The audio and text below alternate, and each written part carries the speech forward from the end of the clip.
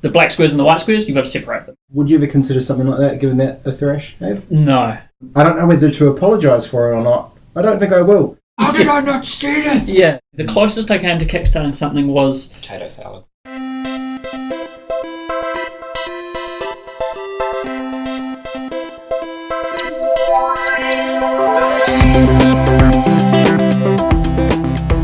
Good afternoon, everyone, and welcome to the Overcast Gamer Show for the 7th of February 2016.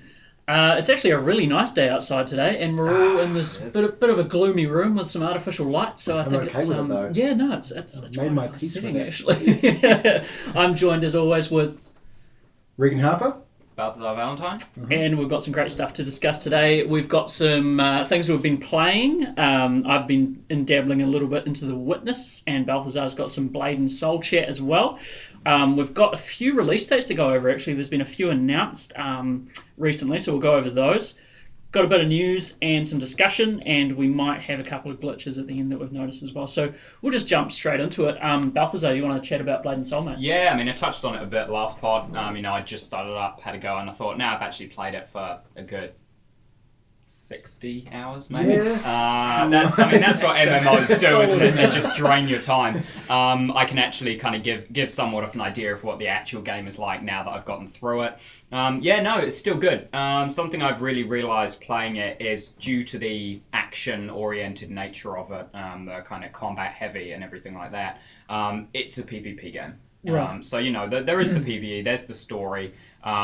Most of the story is I'll reach points in the game, see a character I haven't seen for 8 hours, totally forgot who they were, what they did, would remember what they did and who they were, and be like, oh, this is that game. Mm-hmm. Right, yeah, this is, because, it's an MMO, the scenery changes a lot, the towns, the everything, that you just totally forget where you've come from, what you were doing, why you were doing it, and it's just all part of the grind, hit max level, get good gear kind of thing. But as far as those games go, no, it's good. The PvP is great. Does it still feel like an MMO? Because my thing with MMOs is I always kind of get into them and then I'm like, oh, this is amazing. There's a massive world here. Yeah. And then you run off and you get a quest and you go and do that quest and you come back and it just feels like a series of kind of fetchy type things. Yeah, that's the thing that always gets me with MMOs. It definitely still has that feel, and a lot of stuff, aside from the combat, everything else is very MMO. Your quests to go get 10 bear hides and kill 6 vandal gunners or whatever, that's what it is. And RNG up the wazoo. I mean, the amount of times we've run a dungeon, actually yesterday ran a dungeon for a specific outfit, I got it first time through and I was like, yes, cool, we're done. And the missus was like, I didn't get it, we've got to keep running it. And I was like, right, I'm going to go do some other stuff while you run it, whatever. Came back all day, the entire day. She finally got it after 40 or so runs of this dungeon. I was like, it's so MMO. Brutal. So MMO, just RNG everywhere. They induced a lot of rage. I'm never someone who cares. If she got it first run and I didn't, I'd be like, sweet, let's move on. I was grateful that I did get it. I wore it for about 10 minutes and was like, nah, I don't like it as much as the other one I already had, so I changed off. Definitely, it's something that I'll stop talking about after today because I've kind of experienced it and there's nothing new. Yeah. But I'm not going to stop playing the PvP. I'm currently almost platinum ranked in PvP, which is an ELO of 1900 or higher. I'm at about 1872 or something. So I'm going to keep going with the PvP. It is fun. And is that purely just because the mechanics of the battle? Yeah, it's because the combat itself, if you remove the standard MMO stuff, the questing and everything, there's something really special under there in the way that the game does play out. And the PvP literally is just the unique and exciting combat. And it's a best of 3. You have duels, 1v1. There is a team-based tag team combat. Never played it. I just do the 1v1 duels. Okay. Best of 3. A lot of people hate on me because I play a destroyer, which is a very easy class to play, but I have good reasoning behind it, simply that, come on, we're in New Zealand. I'm on North American servers, my ping is over 400, it's fucking mental. I can't actually chain combos together if I don't play the class that literally is just spin to win. I hold down a button and he spins. Spin to win. And I just Sounds like spin, a really I just shitty game show. spin over the Wheel enemy. of Fortune, Yeah, just spin over them. Awesome. I break, movement impairing effects and stuff instantly if I'm spinning. And people are like, "Fucking learn to play the game. Play someone real." And I'm like, "I can't. I have the shittest internet in the And world." you could always make the argument that hey, they put it in. They put it in. A Korean development team made a game focused on PvP, and after however many patches and everything over there, they released it in the West with this still in it. They feel it's balanced and they feel this is okay. So I'm just doing it. It's fine. But something as much as you can hate, classic MMO stuff, it is something that I've always kind of enjoyed, just that you do always have that goal. You know that when you've reached the end of the game, there's the gear grind, and you've always got objectives you're working towards. So Sometimes as that's much fun, as though. it pains me to acknowledge it, I did yesterday renew my Final Fantasy XIV subscription for 6 months, and yeah, it's still everything I remembered it being and everything I loved. The dungeons that dropped at the end of the expansion are still great fun, still good music, great combat. As far as MMOs go, aside from Blade and Soul, it is a very action-oriented combat, aside compared to things like World of Warcraft. And yeah, it's great fun, and I'm not going to bore everyone with talking about Final Fantasy XIV over the next 6 months while I just play it a lot. But no, it's a great game, and it's something I will be looking into moving into more of as well. Yeah. Would you ever consider something like that, given that a thrash, Dave? No, it's not. No, you can fuck around. There's no way I could be motivated in the slightest to play Final Fantasy. It's not my jam. That's all I can really say is it's not my jam. You could be a fat midget in leopard print underpants. As appealing as that sounds, I might give it a pass. I'm not, but it's, you can. So while you've been jamming out Merry-Go-Round Simulator and Final Fantasy XIV, Yeah. I've been jumping into a new indie, which came out recently, Jonathon Blow's The Witness. Now, if everyone doesn't know, Jonathon Blow is the guy who made Braid, which was an indie game released about 5 years ago now. So he's been working on this game for a good 4 years at least. Yeah. He's a bit of a nutter. He seems to have he knows what he's talking about, but he seems just like one of those just completely off the handle kind of in his mind. He's mentally unhinged. From playing The Witness, this man is a genius and an absolute maniac at the same time. So let me just dig into a little bit on The Witness. Hard to describe, even when I've been writing my review for it. It's a very, very hard game to describe. I mean, it's a line puzzle game, right? It is a line puzzle game. At the core, it is a line puzzle game. So what you do is it's a first-person game. You walk around this massive island. It doesn't look that big when you see an overview, but it's actually very big, and it's essentially small biomes. So there's an autumn forest, and there's a quarry, and there's a swamp, and there's a tundra. So you go through all these different biomes and solve these panels.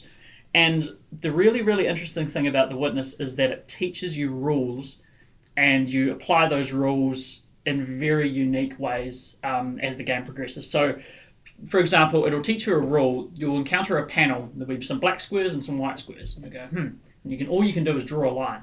And so you go, what do I do? And it's essentially process of elimination for a while. And you're drawing your lines around, and it's going, And you're going, okay. Try again, you idiot. Pretty much. There's pretty much no hand-holding in this game. So you're just left to your own devices. So you'll keep drawing these lines, and eventually you'll go ding, and it'll glow golden, and you've got the right thing. And from there, you've got to figure out, why was that right?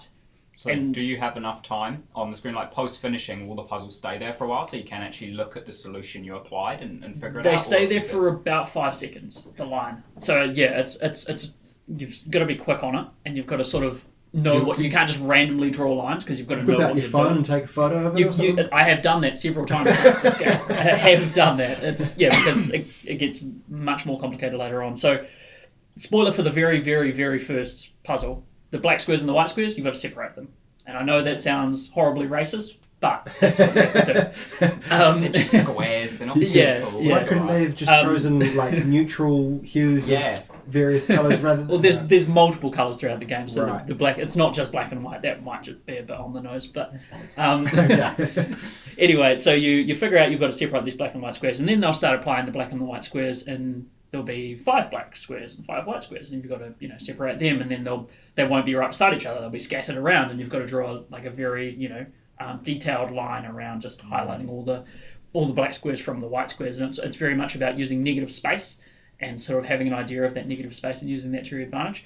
So later on in the game, probably not even that long, an hour or something like that, you start to learn that the puzzles in the island kind of one and the same. So you get the solutions from the puzzles by looking at the environment around you. So an example of that is there'll be what looks like a very basic stencil of a tree on one of the puzzles, and you'll be in an orchard. So you're like, okay, you have a look around at these trees, and the tree nearest to you has an apple on it. And you're like, none of the other branches have an apple on it. That one has an apple on it. So you go and you draw. You're like, that's the one thing that sticks out about this tree. So on the panel, you draw a line up the tree and then up this branch, because there's multiple branches on the panel as well, until you get to the apple, and then it goes bang, and you're like, oh, okay. Cool, that's what it is. So you move on to the next one, and the rules might have changed slightly. The tree might be obscured by something, or part of the tree might be obscured by something. So you take what you learned previously, and you apply that whilst overcoming this new part of the problem, which is the tree being obscured by something. And that's essentially what The Witness is rules building on rules, and it's teaching you things constantly. And it's up to you to remember these rules. It's not gonna pop up and be like, "Hey, this means this." It's up to you to. Don't you remember when you did that thing before? Yeah. So by the end of playing it, I did finish it. I finished it last night, and I think it took me around. It doesn't have a counter on it, so I think it probably took me around 30 hours. I'd say something like that. But by the end of it, my gaming space, my bed and desk, essentially, looked just like a room in a mental asylum. It's like scrolls, there's dioramas, like cut out shapes, just drawing little Tetris blocks everywhere. Written in blood on the wall. And all that sort of shit. And it's just absolutely insane, but it all makes sense to me. But it's a really, really interesting game. And so another thing is these lines you see everywhere outside of the puzzles, you start seeing them in the environment. So the game's all about perspective. So you will see what just looks like a path or something like that, and then you see the path from. You'll go up the mountain a wee bit, and you'll look down at the path, and you'll be like, "Hey, that kind of looks like a line." And then you'll go up a wee bit more, and the path will join with another part of the path and form what is one of these lines, which is sort of has a bulbous end and then goes really thin, and you get to know that's the line. That's what The Witness is. It's this line. It's this shape, and so you can actually draw on the environment. And the first time I did that, it freaked the shit out of me because I played this with headphones. And when you initiate these environmental puzzles, they sort of like ignite.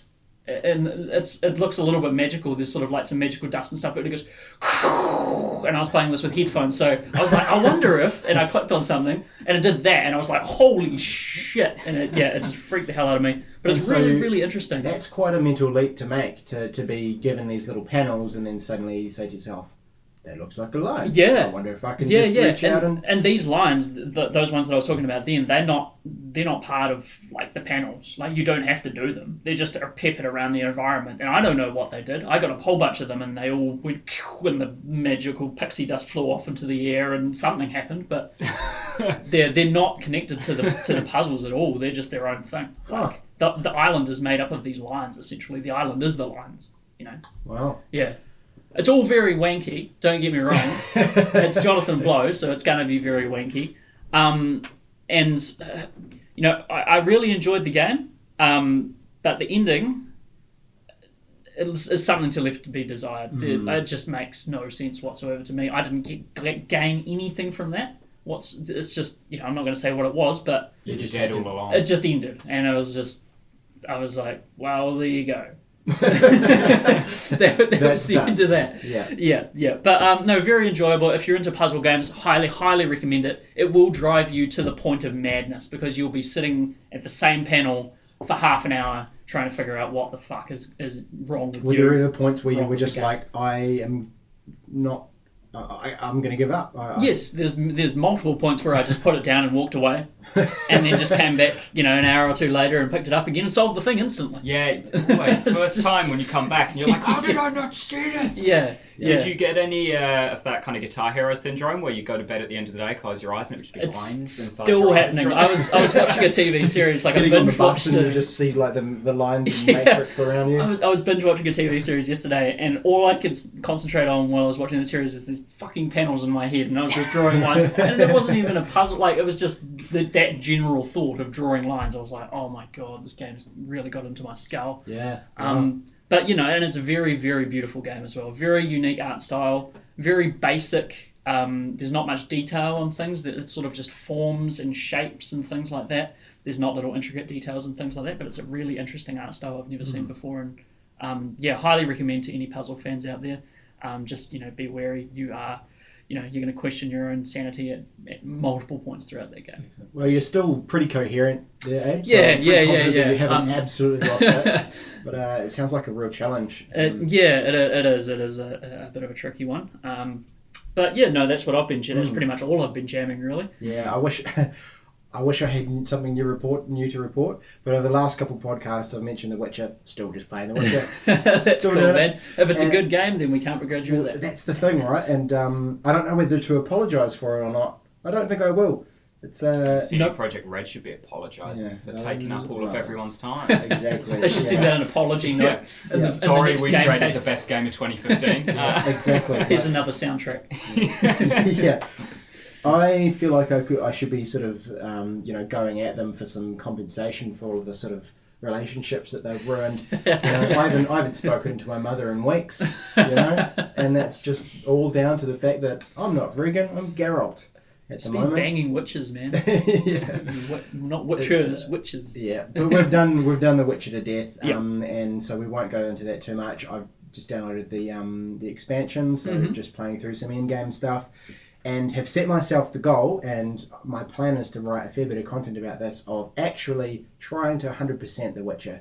So it's a hell of an endeavour to take on, man. It's I don't know. Yeah, I wonder if it's possible. I don't know if it is possible because there's so many conditional quests and things that will only pop up if you've done A, B, and C. It would probably require starting from scratch with a guide, that kind of thing. But yeah, we'll see how we go. Yeah.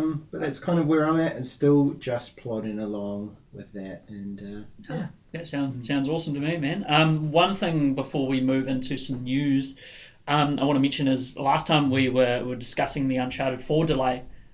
We actually all got that wrong when it's actually coming out. It's coming out April 26th. So last time I said it was either May or it was either June. None of those. It's April. So sorry about that, everyone.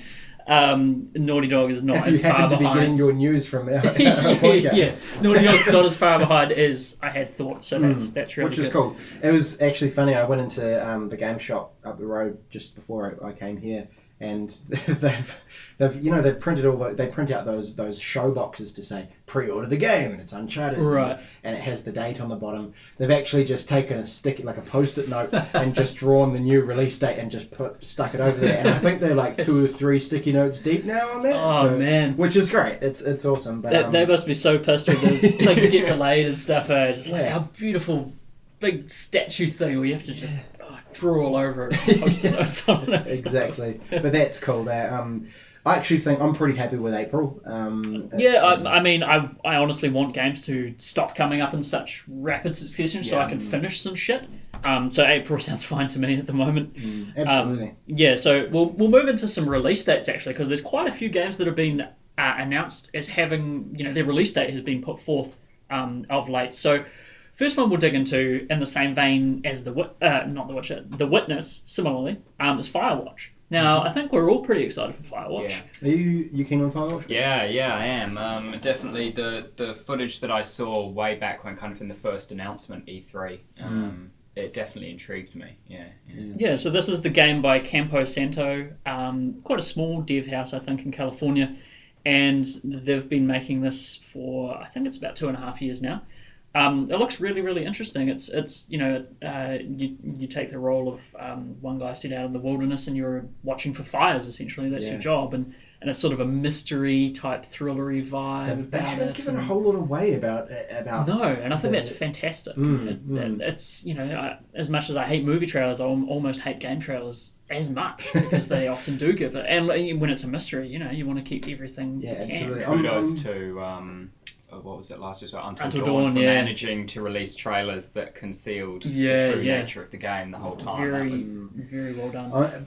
As far as Firewatch goes, I'm pretty pumped for it, and it's probably the first game this year, which isn't saying much, that I'm quite excited about. I guess because it's been a bit of downtime, where not too much has been happening since kind of New Year's, that sort of thing. No, not really. I haven't really noticed it, to be honest, because I've just been obsessed with The Witcher and The Witness. But now you mention it, there hasn't been too much being released. Yeah, exactly. So it's going to be cool to have something new, something relatively small. Yeah. To kind of sort of ease. About 6 hours is what I've heard. It takes to finish that. Yeah, which is cool, and I think that is a cool way to go when you think about awesome games like Journey, things like that, where it's and it's all about the the experience, and that game I think is about the same, maybe 5 hours. Journey was I feel incredibly short. I mean, it could have just been. I played that game through about 8-9 times to kind of get maximum length scarf and the white outfit and everything.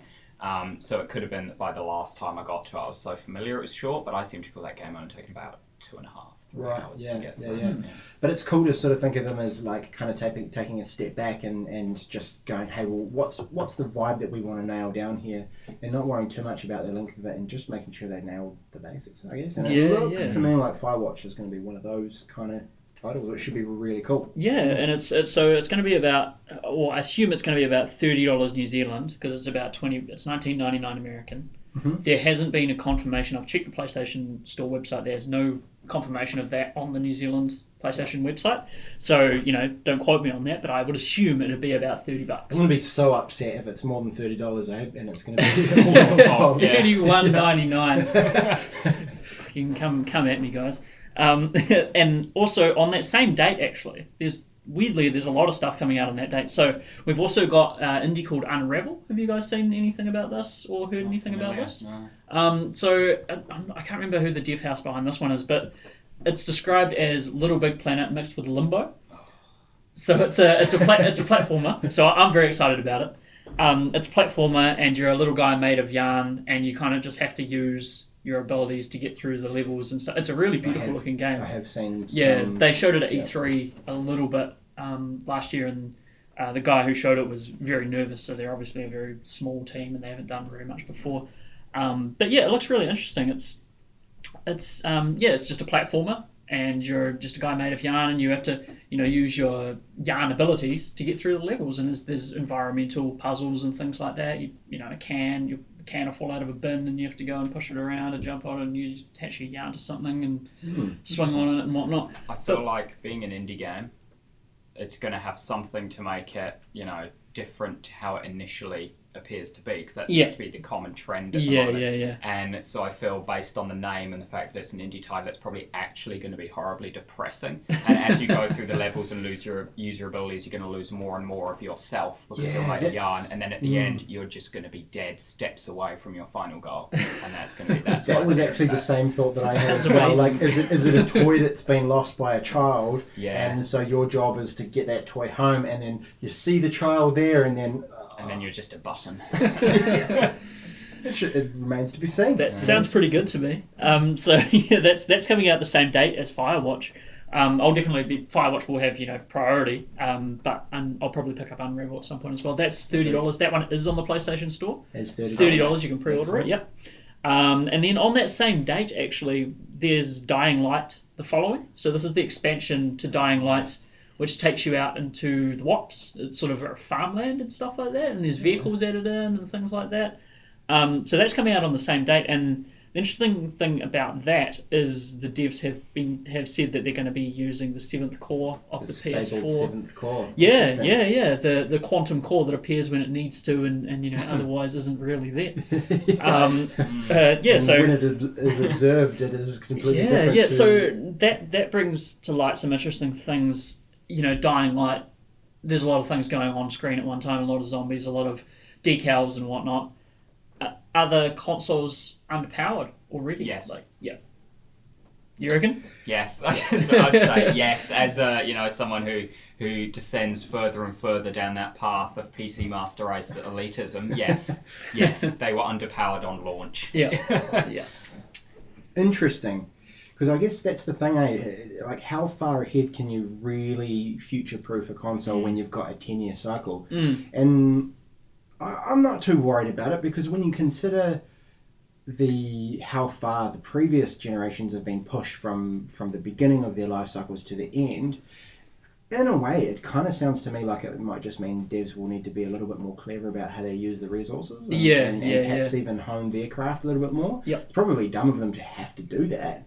But perhaps it means that in the long term it's going to mean that those people can do a better job at what they're doing. I mean, as with the PS2 and the PS3, you see the games that came out in the first release window and the games that came out before the PS4 came out, like The Last of Us, the last games on PS3, incredible difference. Insane amount of difference in that. So there's still a lot that they can do with the PS4. I remember how unbelievable it was at the end of the PS2 lifespan when God of War 2 came God of War, God of War 2, even just compared to God of War 1, which was quite an early PS2 release title, was just phenomenal. It looked so good. It's like, no, this can't be the same hardware. Like, what have they done? This is some kind of voodoo magic, man. Yeah. God of War San Andreas was 2004, so I suppose that was 4 years. How long was the life cycle of the PS2? When did that go to? About 2005? 6? I want to... Yeah. It is a tough one to call. I want to say that it was until... I was still in high school when the PS3... Yeah, I think the PS3 and the 360 came out about 2005 or 2006. Around one of those 2 years, I reckon. Yeah. But yeah, I mean... Yeah, games like God of War and San Andreas and things like that definitely show you the potential of the hardware. So I think we have a lot. I'm not going to get down on the PS4. Oh, it's a load of shit now.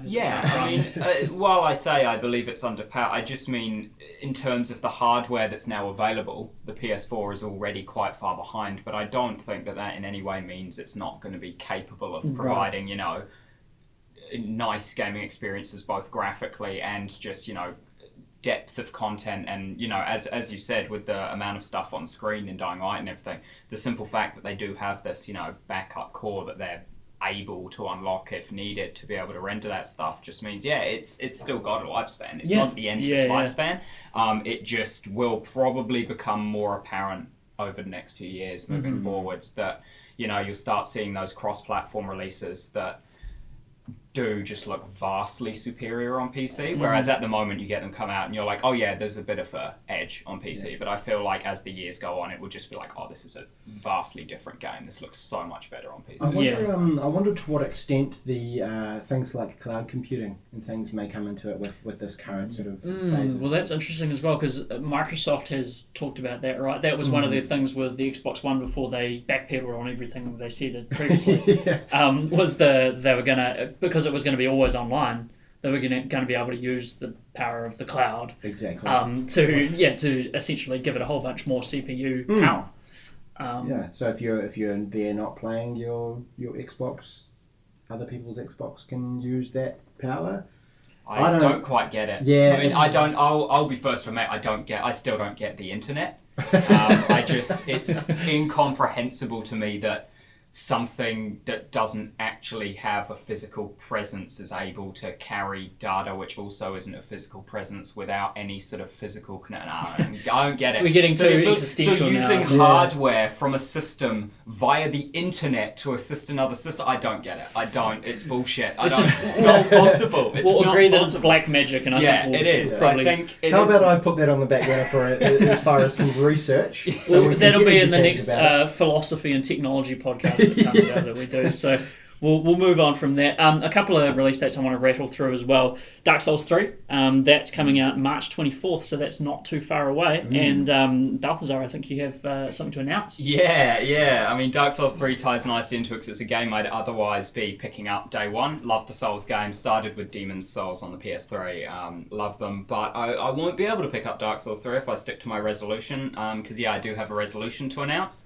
What is it? Come on, I'm a bit of a fiend of just buying every new title as it comes out, and then kind of I like just not even trying to refute it. Just yes, that's true. Yes, season passes, and maybe playing for like 5-6 hours, and then something new comes out, so I just buy that and never finish anything. I was looking through my catalogue the other day, realised I had a lot I haven't finished, so I'm actually not going to be purchasing any new games until I've finished off a little list I've written.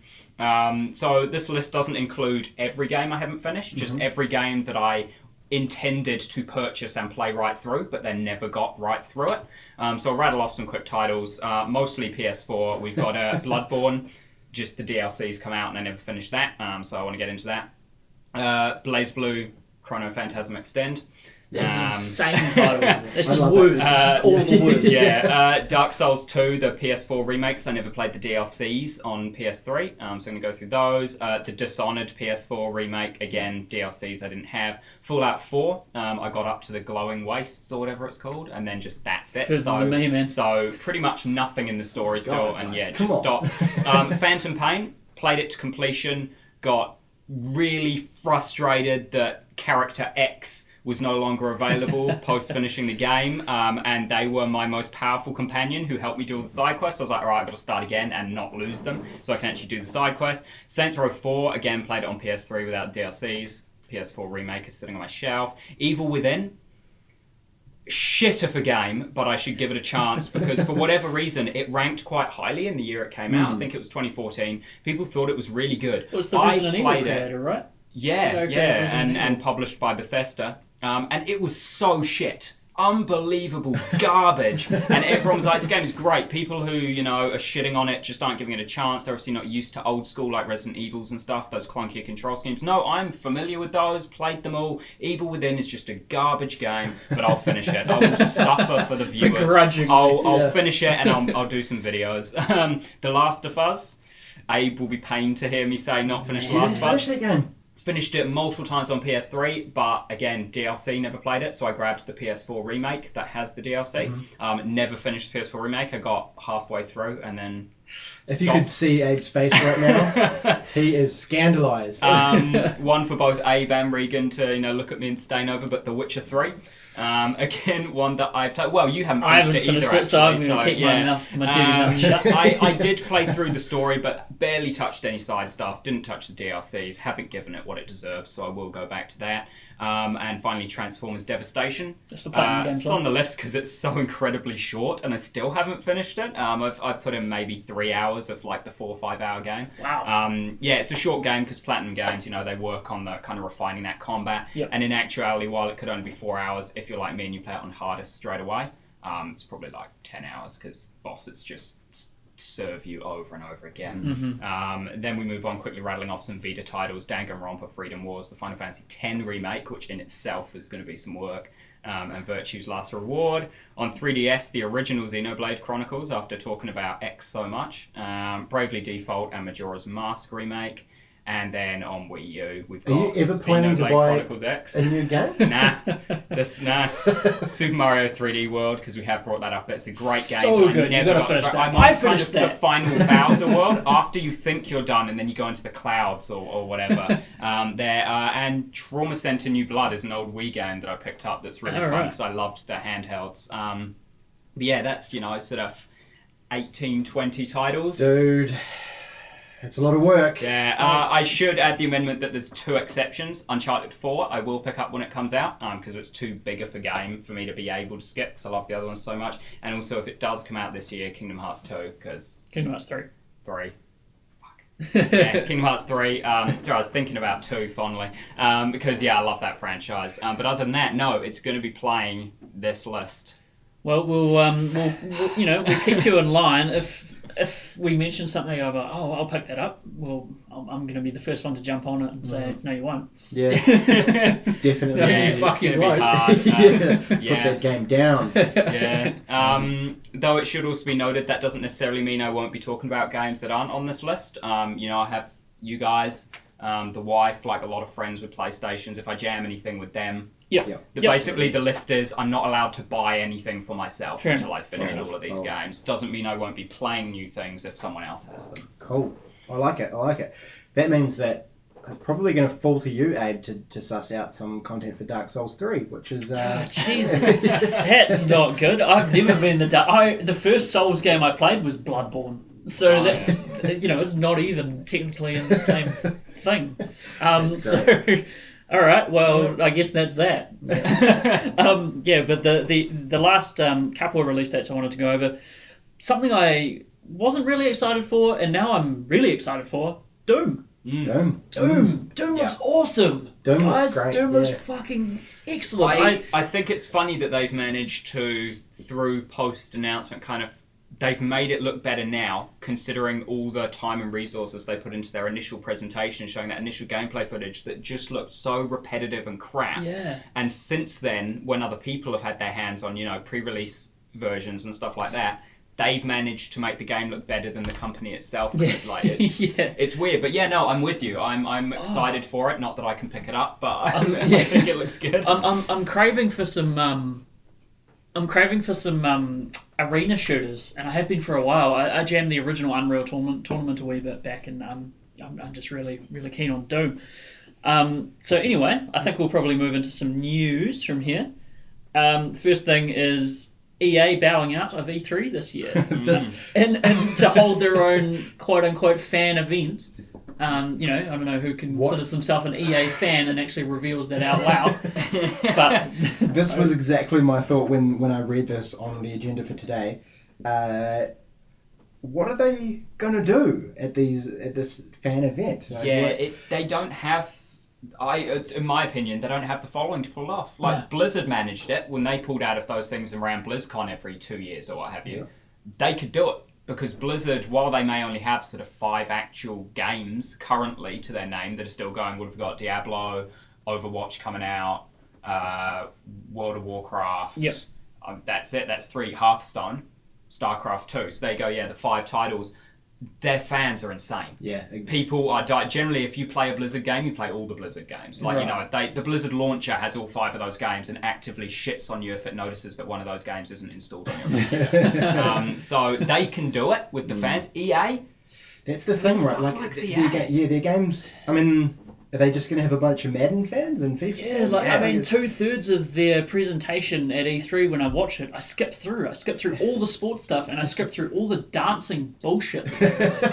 Literal dancing. I think the thing that gets me is that, the people that play the EA sports releases and things, not really the kind of intense gamers that are going to go to a fan release day. They're people who pick up FIFA or Madden every couple of years and jam that with their mates. I don't know that crossovers to people who are into it enough to really want to go to events. Yeah, it's an interesting one, because we've got Star Wars Battlefront, we've got Mirror's Edge, Catalyst. What are your other big EA properties coming out, this year, or a Battlefield, obviously. Call of Duty. Yeah. No, that's Activision Blizzard. Or Activision. Yeah. Interesting. Yeah, so I don't know. I mean, I'm all for them cutting themselves out at E3 because that means there's less bullshit for me to fast forward through. But I'll tune into their event, just to see what they're up to. Hey, and if there are any big EA fans out there listening to this podcast, please let us know what you think. Yeah, absolutely. I mean, this is going to be running from in New Zealand. It's going to be June 13th to 15th. That'll be the EA E3 event. If I remember correctly, E3 is usually about June 9th to maybe 12th or something like that. So it looks like it's going to be after or maybe simultaneously. At least they decided not to compete by these dates. They probably decided it would be a bad idea. Even though we think we're big enough to hold our own event, we don't think we're big enough to overwrite E3. They'll have maybe they'll go the Nintendo Direct route and just have a live stream of all EA. I mean, the world's coming to an end when that sort of thing starts happening, and there's that I can't remember his name, that absolutely heartless supervillain looking dude who is the CEO of EA. He's an Australian. Sorry, Australians, but you look in his eyes and there's just nothing there. It's quite terrifying, actually. Doomsday. Yeah. And another thing I just wanted to bring up as well the Division beta. Has anyone seen anything about that? Has anyone participated in that? I haven't participated. There's No. a lot of content being created for it, which is really cool. And I think it looks cool. I'm more intrigued than I used to be, for sure, after looking at some stuff about it. And you know, and people seemed quite scandalised by it being the whole hidden numbers type thing.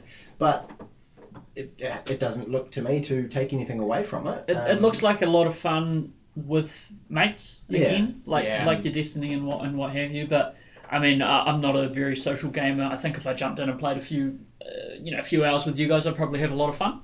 Not generally what I would do, but if we do that sort of thing, I think I probably would enjoy it.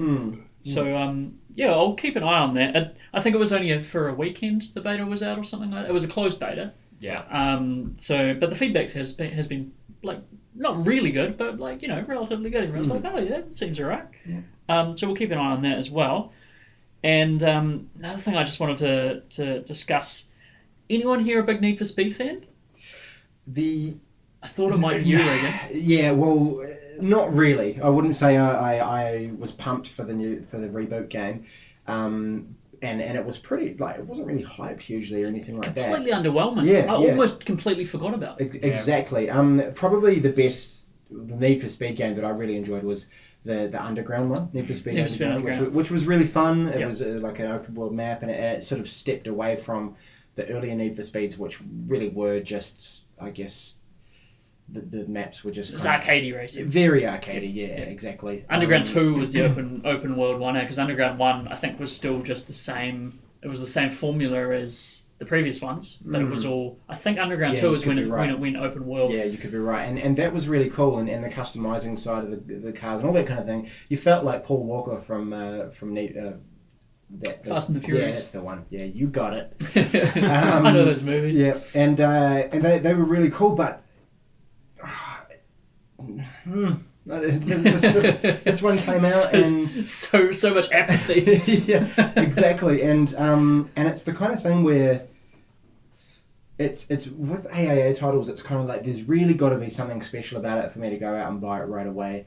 And just looking into the sort of the early sort of stuff that came out online, there wasn't quite enough there to really grab me and make me want to go out and get it. I did think about it. Yep. But yeah, it just was a little bit underwhelming, and it looked to have some incredibly cringe cutscenes because they tried to go back with the whole story and everything and they like did that. The whole live action thing. Full on like live action cutscene. It just looked the actors were terrible. They were so bad. Oh, that part of it was just god awful. Why they went back there is beyond. Could have been what sort of put me off with it, and just really transparent, horrible. Like, I wonder how much they paid those actors to do those scenes. It was pretty remarkable. If you haven't looked into it, if you're out there and you're listening and you haven't looked into any of those scenes, have a quick YouTube of it because it's entertaining to watch. Yeah, just Google Need for Speed. This is the problem. Need for Speed reboot, live action or something like that, or cringe. I'm sure it'll come up somewhere in there. Yeah. But yeah, that brings me to another point I actually wanted to touch on, which is games.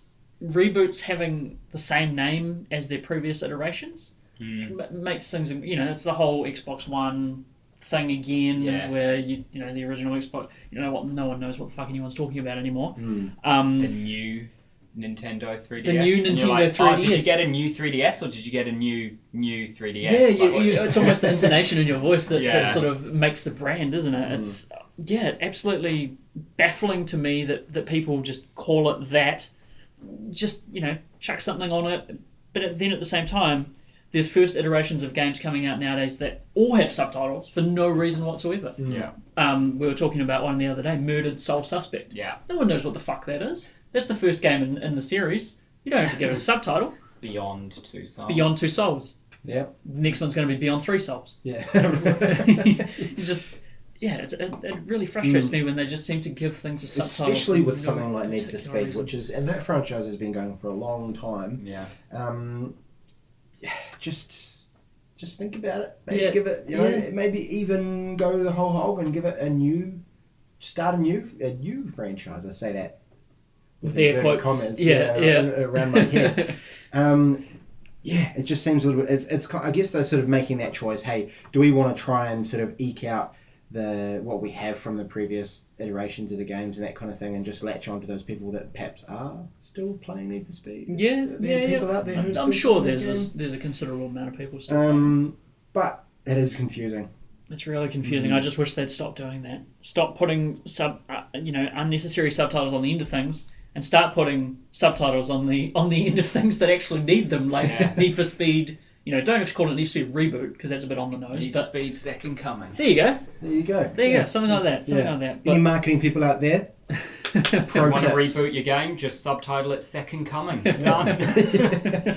Leisure Suit Larry. Yeah. So, guys, another thing I wanted to talk about is sort of the outrageous price of games here in New Zealand. So outrageous. Insane, right? We get fucked over incredibly by trade taxes and all that sort of stuff.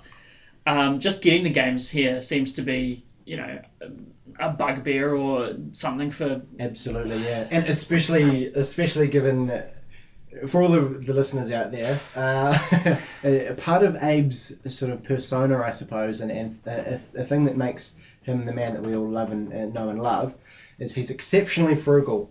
I remember one time he got paid and you spent maybe like $16 of your entire pay or something along those lines. Yep, that was a fortnight. In a week, I think it was. Yeah. Which is amazing. That's crazy. But you can imagine how much pressure that would put on a man who also values video games in a country where they're so expensive.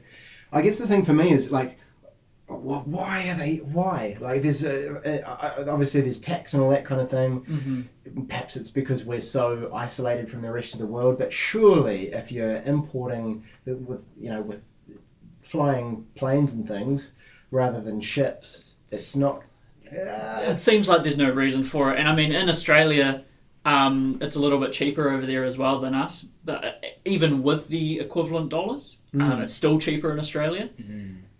But so they have that whole R18 thing, but they get shitter games, so we don't know it quite. They have an R18 rating now, but don't they still get it slightly worse? Probably. Maybe they don't now. Almost certainly. Sorry, Australian brethren, like that really sucks for you guys. But yeah, no, I think Regan, you wanted to touch on maybe a little tip. Yeah, well, I mean, there's a few kind of tips, and you guys have all got your own little tactics and things. We do, yeah.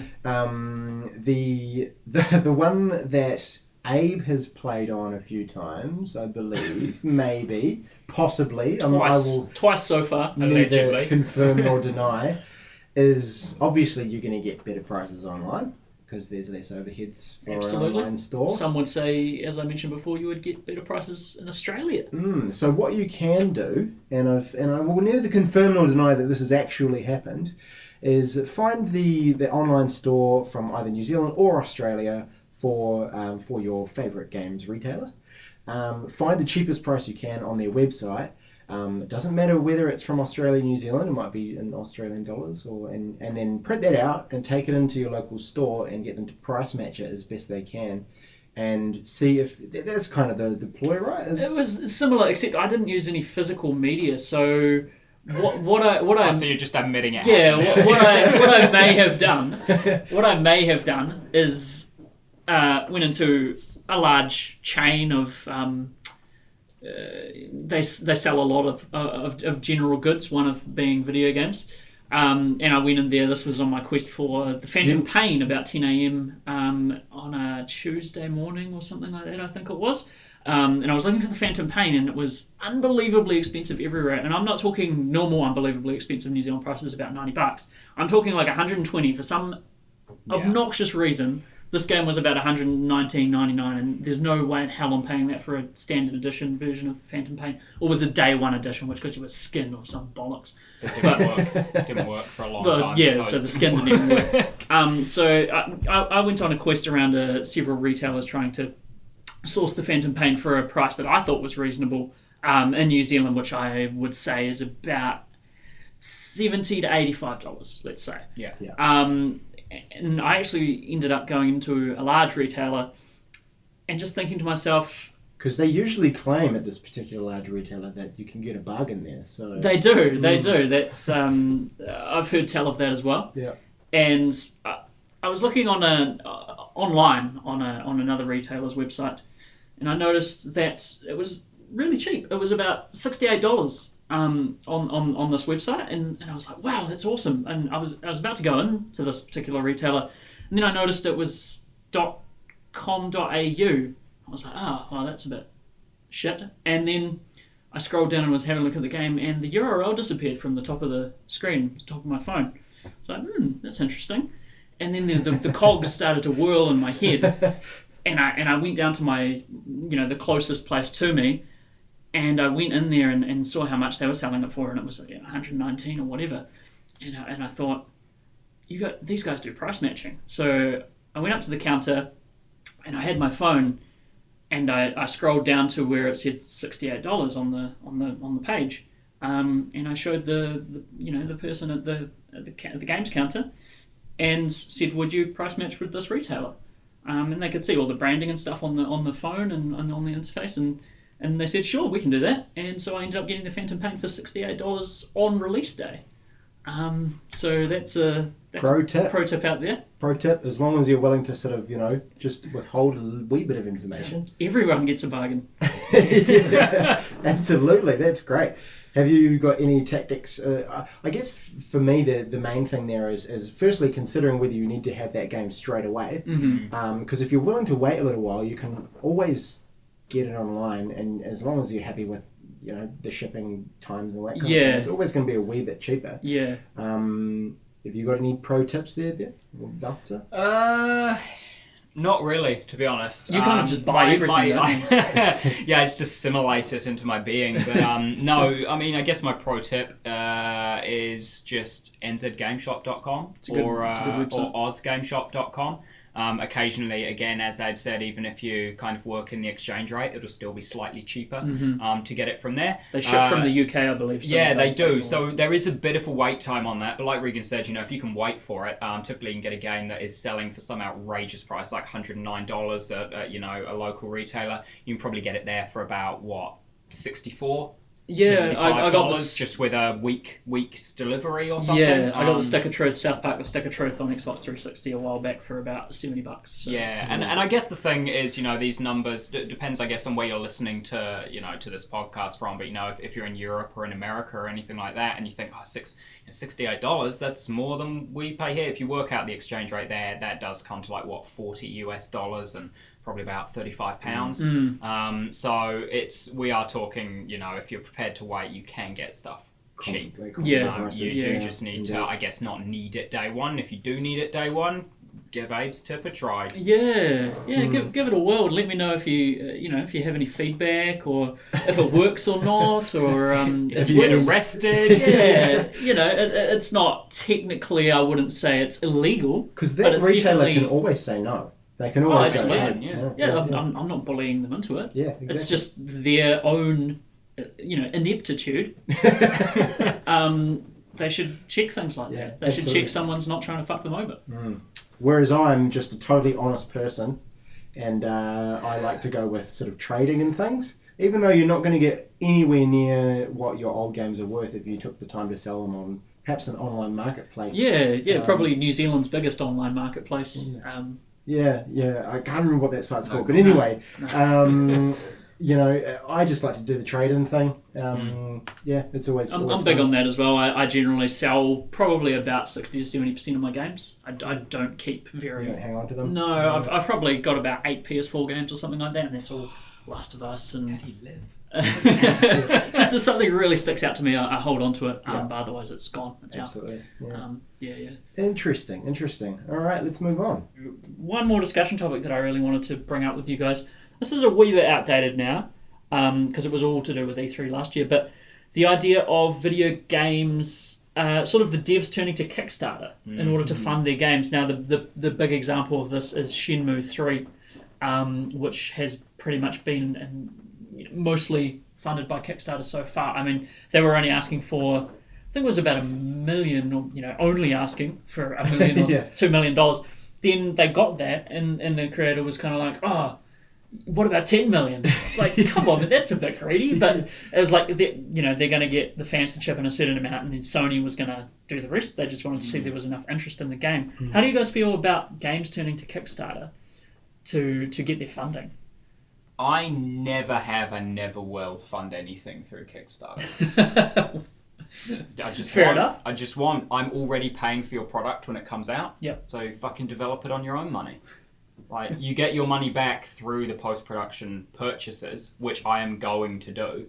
So I'm not also going to develop it unless you then give it to me for free. Yeah. You know, Oculus did that. Okay, yeah, I was going to bring up Oculus. Yeah, and that was great. I, again, didn't kickstart it because I never kickstart anything. But I think really I potentially would start kickstarting things if that was the trend, if that was what everything did. Just cool. If you back us for the amount equal to purchasing the game when it's released, we'll send you the game when it's done for free. Right. Then I'd back it because I'm not... I don't know, there's still the risk that it won't get finished and you'll lose all your money, but there's no longer just that sense of pointlessness. Like, cool, I made it happen, but now I still need to go out and buy it anyway, and what if it's shit? Especially when you consider like the obscene amount of money that like a big title that sells really well can make. Yeah. It's a massive industry, and you would think if the previous iterations of these games were really successful, especially with Shenmue, then, you know, do they need us to chip in on that? Yeah, it's a very strange business model they're following, and Double Fine is doing the same thing. The guys who made Grim Fandango and Psychonauts, and you know they're making Psychonauts 2 via this. Just to put a positive spin on it, though, I think it is, like, in some ways it's a really cool thing because those people who are, and I use this word literally, invested in the games, are going to get that sense that they contributed to it, and that's kind of part of the success of Kickstarter, I suppose. You know, you get to say to yourself, that game wouldn't have been around without me. It absolutely would have, like, you know. But I think that's kind of part of it, and by getting everyone on board, they can sort of, I guess, become sort of like an elite fan of that thing. Yeah, it's just that sense of smug self-satisfaction that anyone could emulate anyway. Like, you know, I could walk up to a dude who kickstarted Psychonauts 2 and be like, oh yeah, me too. The game exists because of me as well. Of course I didn't contribute any fucking money, but he doesn't know. Like, but you would know in your own mind, Balthazar. You'd know. Man, You'd know. But he wouldn't. So. It is an interesting thing. What are your thoughts on it, Abe? I've never kickstarted anything either. Not because I, you know, am against kickstarting. It's just because nothing's really grabbed my fancy. The closest I came to kickstarting something was potato salad. No, the potato salad is awesome. Do you know about that, Regan? I don't know about it. There was a Kickstarter for a potato salad. Essentially, that's all you really need to know. The guy got a ludicrous amount of money, $100,000, probably more, might have been $1 million. I can't He just asked for a couple of dollars. He's like, I just want to go buy the ingredients and make myself a potato salad. So yeah, he asked for a couple of bucks, and it took off. He got like a couple of $100,000. So what he did in the end, good as well on the promise, the party. He threw a potato salad party for like all the backers and stuff like that. His final stretch goal, if it exceeded I think it was 100,000 or something, is I would throw a party for everyone and have enough potato salad for everyone. That's pretty great. Cool. That's excellent. I didn't back that, but I heard about it and that was pretty cool. No, the one thing I came close to backing was do you guys know the television show Arrested Development? Yeah. Yeah. So I'm a huge fan of that show, and they were releasing a documentary. Someone was doing a documentary on Arrested Development, and you know it's ill fate and stuff like that. And I came very close to backing it, but I didn't. And then it came out. And it was fucking terrible. So I'm kind of glad I didn't. And it's kind of put me off backing anything, really. But I won't not do it, but I'm very sceptical about doing it. I think, to be honest, it does come down to the medium as well. Like, you know, when it's digital stuff like a TV show, a movie, a game, I may, in the future, at some point be tempted to kickstart something, but it would always be a physical product. So, you know, like an amazing concept for a board game or a card game or something where it's a physical product that when it's made, you get maybe even before it's made, just you get a prototype for that product. Maybe to test it, you know, if it's a card game, whatever, it's like, cool, if we exceed this amount of money, everyone who backed it will get, you know, a prototype set and they can play it and try it out, get back to me with the feedback, and we'll see if we can make this physical thing become a reality. Because a video game, like you said, it doesn't matter if you back it or not. If it's a good game that people want, it's going to get made. A publisher will back it and be like, here's the money, that's going to sell. Physical product, I think that's a much harder market to penetrate. It needs prototypes to take to, you know, various game makers and be like, here's my game, try it, is it cool, want to put it in your store, sort of thing. I would be tempted to back something like that, but never digital content. Right. Okay, well, we might move into Any sort of like glitches or anything anyone's noticed? And I can't say I've just speaking about The Witness because that's pretty much all I've really been playing. There wasn't really anything in that, to be honest. It's just solid as a rock, that game. I mean, it's pretty hard to fuck up a game that's based solely around line puzzles. Yeah. It's like picking up the newspaper on a Sunday, right? It's the same sort of thing. I mean, there's a lot more in the game than those puzzles, and it's a beautiful environment and everything like that. But everything appeared to be intentional, so I don't really have anything to say about that. Do you? I've actually noticed a couple this past fortnight. I'll only bring up one because it's kind of it was game breaking. Really, is I play a little iOS game called Tap Titans. It's essentially a cookie clicker. You just tap the screen, you kill things. Right. You level up, less taps to kill things, more auto taps over time, stuff like that. I broke the game by mistake during a tournament. They host tournaments, multiple every week, essentially where you and 200 other people who say join tournament at roughly the same time are putting it together, and it's who can get the furthest in a 24-hour period, where I activated all my abilities, and then I turned my phone off quickly. I was like, I need to go do this, so I put it down, expecting to come back and have all the abilities wasted because they were active for a minute or whatever. Turned it on. The minute, basically it paused it while I had my phone asleep, so it didn't, waste the abilities. They were there waiting for me to come up, but my income had drastically passively come in. So the abilities had actually been killing things at a much faster rate than just my normal passive rate while I had it slept. So if I turned it back on, quickly spent the money to upgrade even more, then turned it off again, my income was just going through the roof compared to normally. Then you couple that with the fact that since the abilities have about a 30-minute cooldown, if I turn it back on again after the 30 minutes it was meant to have cooled down, but it was still going, I could activate them again and again and again every 30 minutes and completely broke the tournament and came first by hundreds of thousands of levels. Wow. So I'm going to try that again next tournament. So see if it can just keep happening. World champion. This really weird bug. Yeah, interesting. I'm not quite sure how and it doesn't happens. seem like that would be the kind of thing that would be difficult to replicate either. No. And it's something I think it must be to do with the recent update, because I'm sure I've slept my phone before and the abilities have just run out and I've turned it back on and they've been on cooldown, or maybe off cooldown if it's been off for more than half an hour. I generated that income during the minute that they were running, and then it was just down to my regular passive over time income. Right. But no, in this instance, it was last Wednesday, I think. Yeah, just money through the roof. Surely there's some sort of thing you can install which would be an auto tapper equivalent to like the turbo button on the shitty third-party controllers. But Good old Mad Catz controller. Actually, it's on the point of mobile games. I've spoken about Pokemon Go earlier. I don't have any updates on that, but I did find out recently that Square is doing an Android and iOS version of Final Fantasy IX. Which is going to be my favourite Final Fantasy. Isn't it? 9, it's a great game, and it was sadly I was one of the many who didn't really give it much time when it came out. It was one of those things. 7 was my thing. 7 was my jam. I was like, no, 7's the best, and I was young enough that I didn't really, what platform was 9 on? It was PS1. on PS1. 4 discs. It was a real shame that it came after 7 and 8, because they were both... I mean, it's funny, you go back and look at 8 now, and that was a shit game. But it is one that really lived on with its fans. Squall was That's a really the only one I really character. know, is 8. Was an infamous character who pops up in all the kind of Square crossover things now. So it's a shame that, 9 came after 7 and 8, which were huge with their fans, did really well, and then 9 apparently just wasn't as good, so people just didn't really give it time. They're like, why don't I play this when I can go back to 7? 9's my favourite. I love 9. I think the thing about 9 is, I think what they were going for was that they knew that it was going to be the last one on that console, and they were essentially, it was like an homage to the previous 10 Final Fantasies.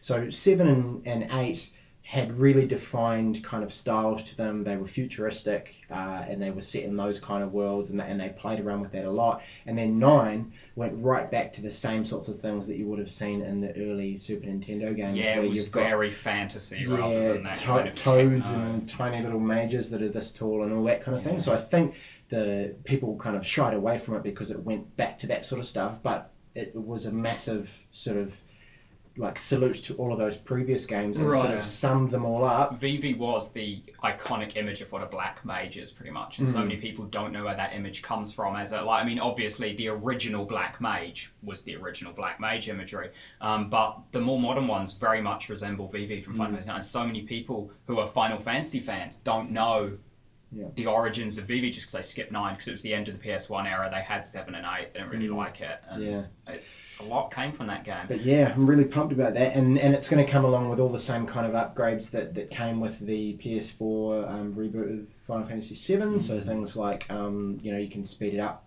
all those kind of little bits and pieces. Oh, the HD remake kind of thing. Not yeah, Click the thumbsticks to get instant full limit break. Things like that. Yeah. Which is kill everything in one go. probably you can anyway, so that's going to be pretty cool. I'll definitely buy that for maybe $15 when it comes out and spend my lunchtime playing that. As much as it's my favourite, probably won't, because I actually picked up just the regular re-release fit on Vita a few years ago, and I got 3/4 of the way through that. It wasn't on my list, but I probably will want to finish that as well. So I probably won't be picking up the actual remake. Oh, okay. No, I think that's probably just about it for this week. Thanks again for listening, everyone, and we'll be back in a fortnight with some new stuff for you. I'm sure some new stuff will happen in the gaming world. We'll be able to talk about more. Regan, you should try and jam something other than The Witcher. Yeah. Try and slot something in there. I will absolutely.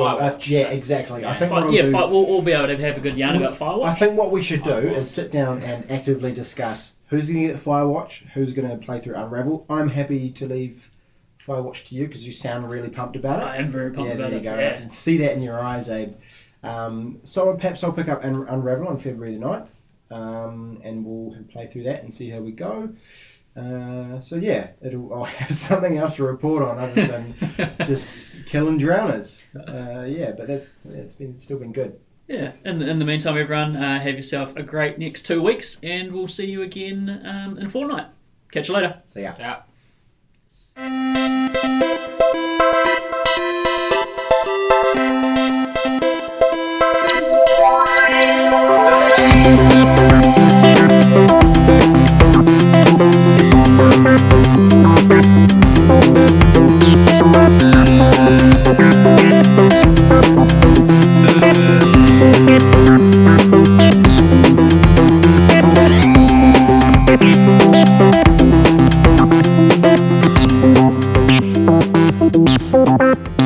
Thank you.